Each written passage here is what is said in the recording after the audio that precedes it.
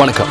வணக்கம். நீங்கள் அணிந்து கொள்வது இலங்கையின் முதல் தர செய்தி வழங்குனர் நியூஸ் ஃபர்ஸ்டின் பிரதான செய்திகளோடு இணைந்து கொள்ளும் நாங்கள் பிரியாலால் சுந்தரம், ஜெஃப்ரி ஜிபதார்ஷன். முதலில் இன்றைய தலைப்புச் செய்திகள். ஜாயல இதுவிட்டு பகுதி சதுப்பு நிலம் ஒன்றில் குழந்தையின் சடலம் மீட்பு, கொலை என போலீசார் சந்தேகம். அமெரிக்காவுடன் இணைந்து செயற்படுவதற்காக அந்த நாட்டு நிறுவனம் ஒன்றுடன் மத்திய வங்கி உடன்படிக்கையில் கைச்சாத்திட்டுள்ளதாக ஐக்கிய தேசிய கட்சி தெரிவிப்பு. திறனை ஊக்குவிப்பதற்காக நிறுவனங்களின் தேயிலை காணிகளில் ஒரு பகுதி தொழிலாளர்களிடம் ஒப்படைக்கப்பட வேண்டும் என பெருந்தோட்ட கைத்தொழில் அமைச்சர் தெரிவிப்பு. இவை நமது தலைப்புச் செய்திகள். தொடர்பென உள்நாட்டுச் செய்திகள். ஜாயல இடிவிட்ட பகுதியில் உள்ள சதுப்பு நிலத்திலிருந்து மீட்கப்பட்ட குழந்தை கொலை செய்யப்பட்டிருக்கலாம் என போலீசார் சந்தேகம் வெளியிட்டுள்ளனர். நேற்றிரவு இந்த குழந்தை காணாமல் போயிருந்தது. நியூஸ் ஃபர்ஸ்ட் குழுவினர் குறித்த குழந்தையின் வீடு அமைந்துள்ள ஜாயல இதிவிட்ட தீபிகா கிராமத்திற்கு இன்று காலை சென்றனர். நாம் சென்ற சந்தர்ப்பத்தில் குழந்தை உயிரிழந்த செய்தியை அறிந்து பலர் அங்கு வந்திருந்தனர். ஹேமிசர என்ற குழந்தை இந்த வீட்டிலேயே வாழ்ந்துள்ளது. 2012ஆம் ஆண்டு பிப்ரவரி மாதம் 29ஆம் தேதி பிறந்த ஹேமிசர தாயின் அரவணைப்பின் கீழ் வளர்ந்து வந்தான். ஏனெனில் அவனின் தந்தை சுசில் பிரியாந்த பண்டார ராணுவத்தில் சேவையாற்றுபவர். தாய் மற்றும் உறவினர்கள் தெரிவிக்கும் கருத்துக்களுக்கு அமைய நேற்றிரவு 9 மணியளவில் குழந்தைக்கு பாலூட்டி அவனை தூங்க வைத்துள்ளார். 9 வயதான பிள்ளையொன்றும் குழந்தைக்கு அருகில் உறங்கியுள்ளது. இந்த சந்தர்ப்பத்தில் ஹேமிசரவின் தாய் அருகில் உள்ள தமது உறவினர் வீடொன்றிற்கு தேவையொன்றிற்காக சென்றுள்ளார். எனினும் அவர் மீண்டும் வீடு திரும்பிய சந்தர்ப்பத்தில் 9 வயதான பிள்ளை மாத்திரம் உறங்கிக் கொண்டிருப்பதனை அவதானித்துள்ளார். ஹிமிசரவை கண்டுபிடிப்பதற்கு தாய் உள்ளிட்ட சிலர் முயற்சி செய்த போதிலும் அது வெற்றி அளிக்கவில்லை.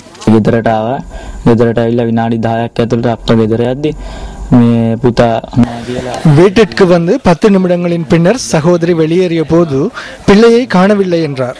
அதன் பின்னர் அயலவர்களுடன் இணைந்து தேடினோம். பிள்ளையை கண்டுபிடிக்க முடியாத நிலையில் போலீசாருக்கு அறிவித்தோம். அவர்களும் தேடி பார்த்துவிட்டு சென்றனர்.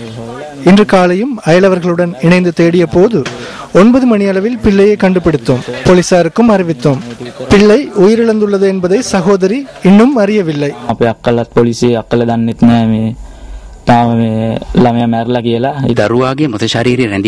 இந்த இடத்திலிருந்து 20 அடி தூரத்தில் பிள்ளையின் உடல் கண்டுபிடிக்கப்பட்டுள்ளது. அத்துடன் இந்த இடத்திலிருந்து இன்னும் 20 அடி தூரத்துக்கு எதிராக பிள்ளையின் வீடு அமைந்துள்ளது. பிள்ளையின் உடல் கண்டுபிடிக்கப்பட்ட இடத்திலிருந்து வீடு அமைந்துள்ள இடம் வரையிலான இந்த பகுதி சதுப்பு நிலமாக காணப்படுகின்றது. அதுவும் ஓரிரு அடிகள் வரை ஆழமுடைய ஒரு சதுப்பு நிலமாகும். 1 வயதும் 1 மாதமும் நிரம்பிய குழந்தையினால் இந்த சதுப்பு நிலத்தில் நடந்து செல்வதற்கோ அல்லது தவழ்ந்து செல்வதற்கோ முடியாது என்பதை எவராலும் விளங்கிக் கொள்ள முடியும். எனவே இந்த மரணம் குறித்து பலத்த சந்தேகம் நிலவுகின்றது. யாரேனும் ஹெமிசரவை இந்த சதுப்பு நிலத்திற்குள் வீசி இருக்கலாம் என உறவினர்கள் சந்தேகிக்கின்றனர். இரவு 9 மணி அளவில் வீட்டிற்கு அருகில் குழந்தை ஒன்று அழும் சத்தம் கேட்டதாக உறவினர்கள் குறிப்பிடுகின்றனர். தனிப்பட்ட பிரச்சனை இந்த சம்பவத்திற்கு காரணமாக அமையலாம் என உறவினர்கள் சந்தேகிக்கின்றனர். இன்று முற்பகல் சம்பவ இடத்திற்கு வந்த நீர்கொழும்பு மேலதிக நீதவான் ஸ்வர்ணா பெரேரா நீதவான் விசாரணைகளை முன்னெடுத்தார்.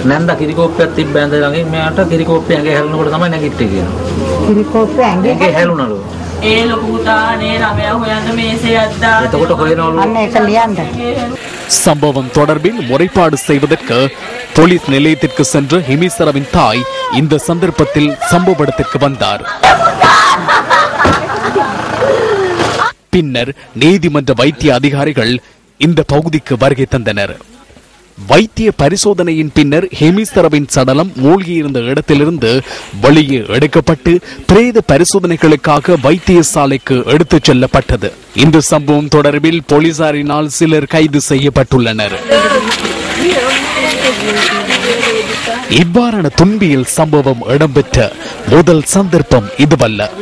இந்த அனர்த்தம் நாளை ஏனையவர்களுக்கும் ஏற்படக்கூடும். அதிலிருந்து பாதுகாப்பதே சமூகத்தின் கடமையாகும். வடகொரியாவினால் தென்கொரியா மற்றும் அமெரிக்காவிற்கு அச்சுறுத்தல் நிலவி வருகின்ற நிலையில் வடகொரியா தொடர்ந்தும் அதன் கிழக்கு கரையோரத்திற்கு ஏவுகணைகளை நகர்த்தி வருகிறது.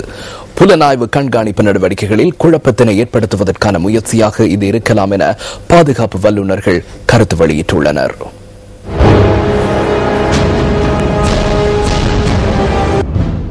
வடகொரியா அதன் கிழக்கு கரையோர நகரான வான்சானிற்கு முசுடான் ஏவுகணைகள் 2 நகர்த்தி வருவதாக புலனாய்வு வல்லுநர்கள் தெரிவிக்கின்றனர். ஏவுகணைகளை கொண்டு செல்லும் 4 அல்லது 5 சக்கரங்களை கொண்ட வாகனங்கள் அந்த பகுதியில் நகர்வதை அவதானிக்கக்கூடியதாக உள்ளதாகவும் கொரிய தீபகற்பத்தில் இருந்து வரும் தகவல்கள் குறிப்பிடுகின்றன. முசுடான் ஏவுகணையானது சுமார் 3000 தொடக்கம் 4000 கிலோமீட்டர் வரை பயணிக்கக்கூடியதுடன் குவாமில் உள்ள அமெரிக்க தளத்தினையும் தாக்கக்கூடிய ஆற்றல் வாய்ந்தது. ஏவுகணை ஏவப்பட்டால் அதனை தடுப்பதற்கான அமெரிக்க மற்றும் தென்கொரியாவின் முயற்சிகளை இந்த நகர்வு தடை செய்யக்கூடும் என மற்றும் ஒரு தகவல் குறிப்பிட்டுள்ளது. இந்த நிலையில் தென்கொரிய மற்றும் அமெரிக்க கூட்டுப்படைகள் எச்சரிக்கை மட்டத்தினை 2ஆம் நிலைக்கு உயர்த்தியுள்ளன. வடகொரியாவின் ஸ்தாபகர் கிம் இல் சங்கின் பிறந்த தினமான எதிர்வரும் 15ஆம் தேதி வடகொரியா ஏவுகணை தாக்குதலை மேற்கொள்ள வாய்ப்புகள் உள்ளதாக தென்கொரிய ஊடகங்கள் செய்தி வெளியிட்டுள்ளன. எனினும் வடகொரியாவின் முன்னாள் உளவாளி ஒருவர் மற்றும் ஒரு கருத்தினை வெளியிடுகின்றார். கிம் ஜாங் அன் இளையவர் என்பதுடன் அனுபவமற்றவர். இராணுவத்தின் முழுமையான கட்டுப்பாட்டினை பெற்றுக் கொள்வதுடன் அவர்களின் நம்பிக்கையை வெற்றி கொள்வதற்கு அவர் போராடி வருகின்றார். வடகொரியா தனது அணு திட்டத்தினை பயன்படுத்தி மக்களின் நம்பிக்கையை பெற்றுள்ளதுடன் தென்கொரியா மற்றும் அமெரிக்காவிடமிருந்து சலுகைகளை பெற்றுக்கொள்ள எதிர்பார்த்துள்ளது. ஏவுகணை தாக்குதல் முன்னெடுக்கப்படலாம் என்ற தகவல்கள் வெளிவந்துள்ள நிலையில் பிராந்தியத்தில் உள்ள நாடுகள் தங்களுடைய பாதுகாப்பினை அதிகரித்து வருகின்றன. எங்களுடைய ஏவுகணை எல்லைக்குள் வடகொரிய ஏவுகணைகள் பயணித்தால் நாங்கள் அதனை சுட்டு வீழ்த்துவோம். எமது அரசாங்கத்தின் கணிப்பின் பிரகாரம் வடகொரியா எதிர்வரும் 10ஆம் தேதிக்கு பின்னர், அதாவது 15ஆம் தேதி அளவில் ஏவுகணை தாக்குதல்களை மேற்கொள்ளலாம். எனினும் எப்பொழுது எத்தனை ஏவுகணைகளை வடகொரியா ஏவப் போகின்றது என்பதனை பொறுத்திருந்துதான் பார்க்க வேண்டும். உண்மை என்னவென்றால் அவரை பற்றி எதிர்வு கூற முடியாது, அந்த நாட்டை பற்றி எதிர்வு கூற முடியாது. உண்மை அதுவாக இருக்கும் நிலையில் நாங்கள் அனைத்து விடயங்களையும் எதிர்கொள்ள தயாராக இருக்க வேண்டும். அத்துடன் அதனை எதிர்கொள்ள நாங்கள் தயாராக இருக்கின்றோம்.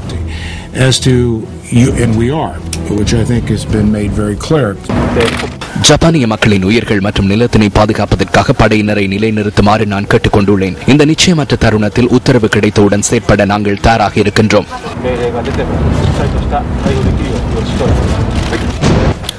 கணக்காய்வாளர் நாயகம் திணைக்களத்தின் பழைய கட்டட தொகுதியை நவீனமயப்படுத்தும் நடவடிக்கைகளை ஜனாதிபதி மஹிந்த ராஜபக்ச நேற்று கண்காணித்தார். தற்போது நவீனமயப்படுத்தப்படும் நடவடிக்கைகள் முன்னெடுக்கப்படும் கணக்காய்வாளர் நாயகம் திணைக்களத்தின் கட்டட தொகுதியினை பார்வையிடுவதற்காக ஜனாதிபதியுடன் பாதுகாப்பு செயலாளர் கோட்டாபாய் ராஜபக்ச உள்ளிட்ட சிலர் சென்றிருந்தனர். இதேவேளை கால்டன் முன்பள்ளியின் சிறுவர்களுக்கான புத்தாண்டு விழா ஜனாதிபதி மஹிந்த ராஜபக்சவின் தலைமையில் நேற்று நடைபெற்றது. டாரிங்டன் சதுக்கத்தில் நடைபெற்ற இந்த வைபவத்தில் பாதுகாப்பு செயலாளர் உள்ளிட்ட சிலர் கலந்து கொண்டனர். Especially the President of the Democratic Socialist Republic of Sri Lanka, His Excellency Mahinda Rajapaksa.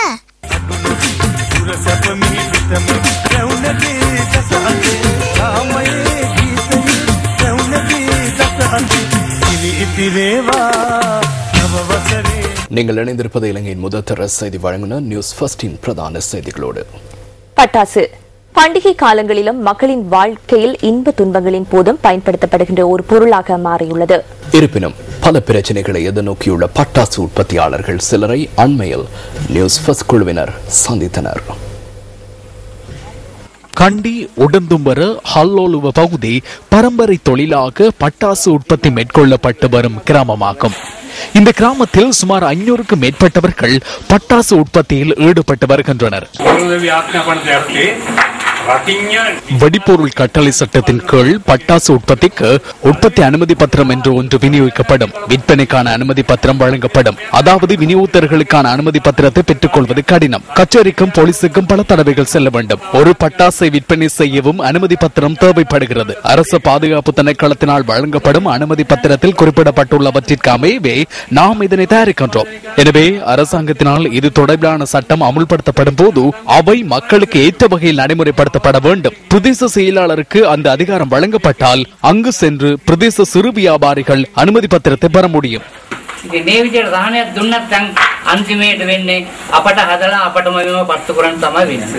பின்னர் கண்டியில் பட்டாசு விற்பனையாளர் ஒருவரை நாம் சந்தித்தோம். முன்பு இவ்வாறான பிரச்சனை காணப்படவில்லை. ஆனால் தற்போது கச்சேரிக்கு செல்லுமாறும் போலீசுக்கு செல்லுமாறும் கூறுகின்றனர். பல இடங்களுக்கு லஞ்சம் வழங்க வேண்டி உள்ளது. எவ்வாறு வியாபாரத்தை மேற்கொள்வது?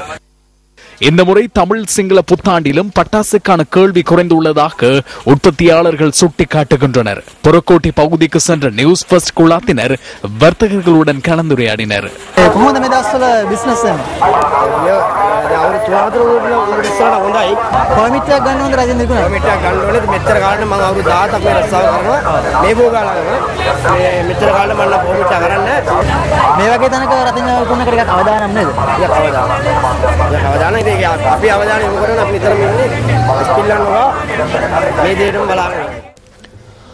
விவசாயத்தில் தன்னிறைவு பெற்ற நாடாக இலங்கை மாற்ற வேண்டும் என்ற நோக்கில் ஆரம்பம் முதலே எமது ஆட்சியாளர்கள் நீரை சேமிக்க வழிவகுத்தனர். ஆனால் இன்றைய காலகட்டத்தில் நீரை சேமிக்க வேண்டும் என்ற எண்ணம் யாருக்கும் ஏற்படவில்லை என்பதற்கு ஆங்காங்கே நடைபெறும் விடயங்கள் உதாரணமாக அமைகின்றது. அவ்வாறானதொரு கிராமத்தின் கதையே இது. இயற்கையின் மாற்றங்களின் போது அதிகம் பாதிக்கப்படுவது விவசாயிகளே. கடந்த காலங்களில் ஏற்பட்ட வறட்சி, அதன் பின்னர் ஏற்பட்ட தொடர் மழை ஆகியவற்றால் இந்த விவசாய மக்களே தொடர்ந்தும் சிக்கல்களை எதிர்நோக்கி வந்துள்ளனர். இவற்றையெல்லாம் சவாலாக நினைத்து வெற்றி கொள்ளும் படுவான்கரை பிரதேச விவசாயிகள் மீண்டும் ஒரு தாக்கத்தை எதிர்கொண்டுள்ளனர்.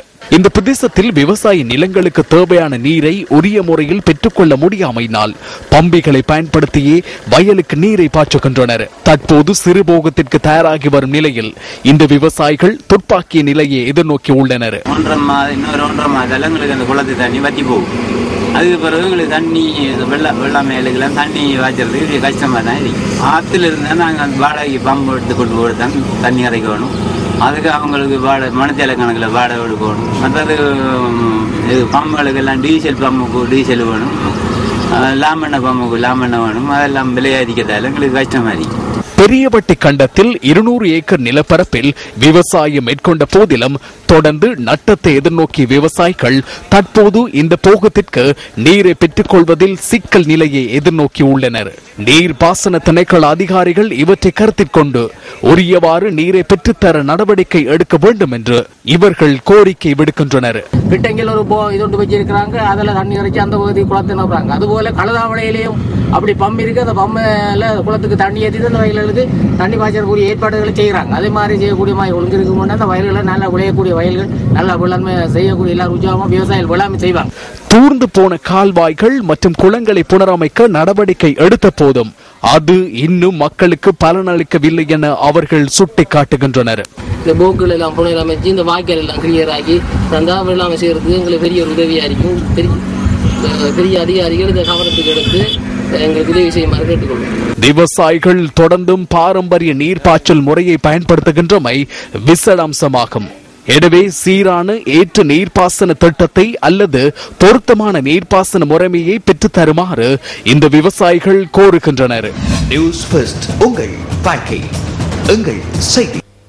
அலுவலக ரயில் சேவைகள் பயணிகள் போக்குவரத்தில் பாரிய பணியாற்றுகின்ற போதிலும் அதில் காணப்படும் சில குறைபாடுகள் காரணமாக பயணிகள் அசௌகரியங்களை எதிர்நோக்கியுள்ளனர்.